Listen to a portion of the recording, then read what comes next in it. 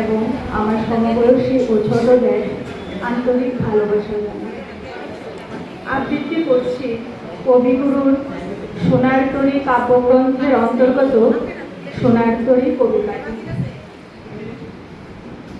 গগনে গরজে মেঘ, ঘন বর্ষা, কুলে একা বসে আছি, নাহি ভরসা। রাশি রাশি ভাড়া ভাড়া ধান কাটা হলো সারা, ভরা নদী খুঁড়ো ধারা, খর পরশা। কাটিতে কাটিতে ধান এলো বর্ষা। একখানি ছোট ক্ষেত, আমি একেলা, চারিদিকে বাঁকা জল করিছে খেলা। পরপারে দেখি আঁকা তরু ছায়া মসি মাখা, গ্রামখানি মেঘে ঢাকা, প্রভাত বেলা। এপারেতে ছোট ক্ষেত, আমি একেলা। গান গেয়ে তরি বেয়ে কে আসে পারে, দেখে যেন মনে হয় চিনিও হারে।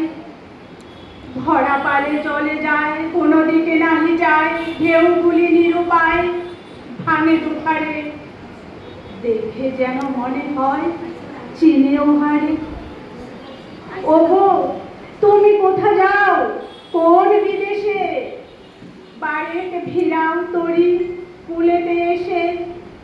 যেও যেথা যেতে চাও, যারে খুশি তারে দাও, শুধু তুমি নিয়ে যাও ক্ষণিক হেসে। আমার সোনার ধান কুলেতে এসে। যত চাও তত লও তরুণী পরে, আর আছে আর নাই দিয়েছি ভরে।